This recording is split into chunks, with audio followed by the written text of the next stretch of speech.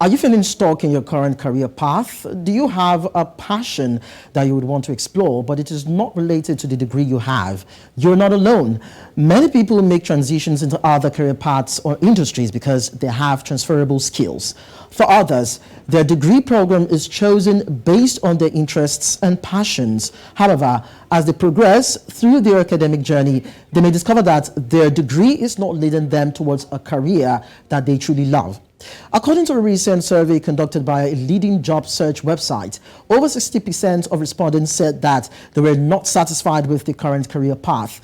This dissatisfaction is often due to a lack of interest in a job or feeling unfulfilled in their current role. So to address this issue, career experts recommend exploring alternative career paths that align with an individual's interests and passion.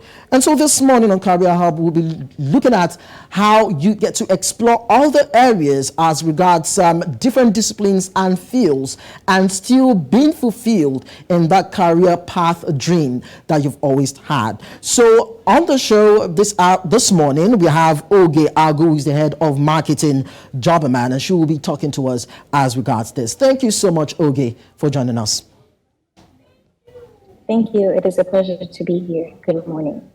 So we're going to start with you. You obtained a first degree in physiology, and now you are a marketing aficionado. So at what point did you realize you need to do a crossing from the degree you had to becoming a guru in marketing? I must say that my career journey has had a different sequence of events. I know that I've spent almost 12 years doing marketing, but you'd be surprised to know that it was only until a few years ago that I realized that this is what I want to be doing.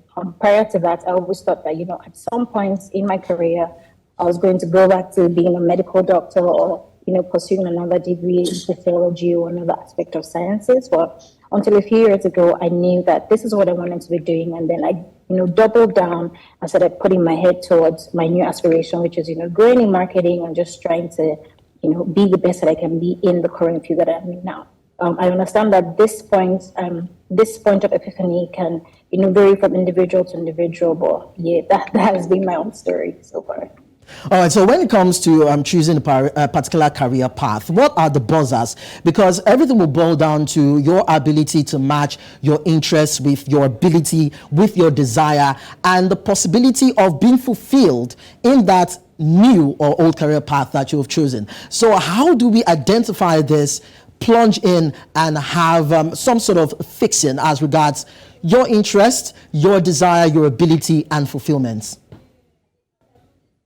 So finding out that you want to take a different career path from maybe your academic background can be very intimidating or daunting, quite guaranteed. But the first thing I would say is you need to understand the why. Why do you want to pivot from what you have spent all this time studying? Why do you want to do something else? Once you have identified the why, then I would say, hey, start exploring alternatives, right? What do you enjoy doing? Why do you want to do this? What do you want to do? There's a lot of resources and there are a lot of resources, human resources, information online, and then most importantly, you can actually explore taking, aptitude tests or career tests just to help you, navigate the waters of multiple careers.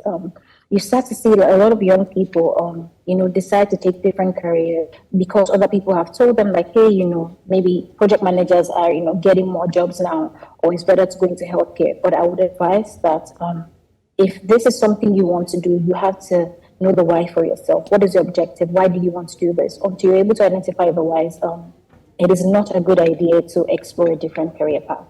Yes, that actually brings me to my next question, because it has to do with being fulfilled, having a passion, but then reward. So where is the place of reward? Is it possible to be fulfilled, but then you venture into the career path and it's not rewarding? Or what is the definition in context when we bring reward into the mix as regards finding a career path for yourself and giving your totality into it? The reward comes when you start to do something that you like doing, right? I think research says that on an average, an individual can spend up to 90,000 hours of their lifetime just working, right? So reward comes in when you find yourself doing something you enjoy doing. What is the work that you find fulfillment in? that is where you find the reward. When you start to grow in your career, when you start, getting some sort of feedback from your managers or feedback from your colleagues, that's where you find reward. Reward comes when you wake up each morning knowing that, hey, I am going to a job that I enjoy. Until you find that you're just another robot in the workforce, and then piling and working day and night without getting any form of personal satisfaction or work-life balance. The other time we talked about leveraging resources, as it were. So when it comes to exploring other career paths, now, what is the role of having a mentor or mentorship, as it were, and networking? How do you think that these two variables can help someone get to a desired destination when it comes to finding the kind of job that he or she is hoping would be fulfilling or rewarding for him or her? So mentors and networking can play an invaluable role in exploring alternative career paths, right? For one, a good mentor can provide you with, personalized or individualized guidance, support, and advice that can again help you to, make a better, more informed decision about, what are the available pros and cons, what are the various paths available to you. A good mentor can also provide you with advice based on their own experience, which is, I would say, has helped me pivot at the time.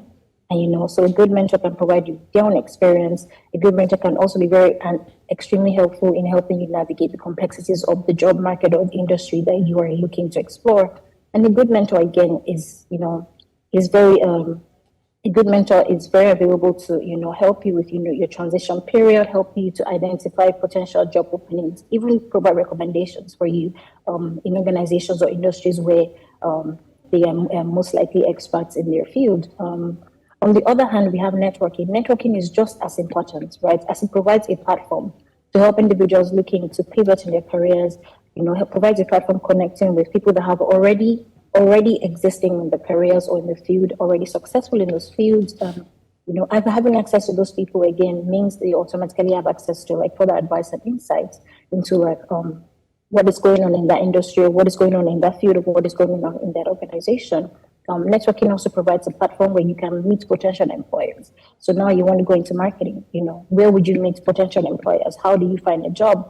Attending networking events and career fairs can provide you that platform. Lastly, I think networking as a platform also provides you access to individuals who, again, may be in the same situation as you, maybe going through the same transition, allowing all of you to, work together, like-minded, and share like-minded ideas, strategize together.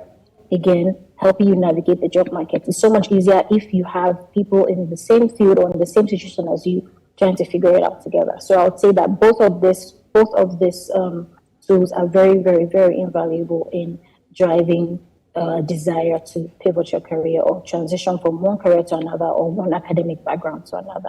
All right. But then, despite the fact that you have mentioned when you talked about networking, you've mentioned the issue of having mentorship and how valuable those could be. There's the possibility that for those who are hoping to transition, they may not have the prerequisite skill or experience that they need in that new career path. So how can such persons begin to build those sort of skills that they will need to thrive in those new areas? How do you feel they can go about acquiring the experience within the shortest possible time? Because we know that market demands evolve, businesses evolve, and of course organizations, shift in terms of demands and service delivery to their clients. So how do you think someone can go about that? I think the first thing you need to do is, again, once you've identified your why, it is so much easier to take it from there. With a lot of intentionality and determination, you can start to explore. There are loads and tons of available resources online, right? So if you're looking to, again, build a career in, I keep saying marketing, yes. If you're looking to build a career in marketing, there's so much, you should do. There's so many available resources once you determine what you're trying to achieve.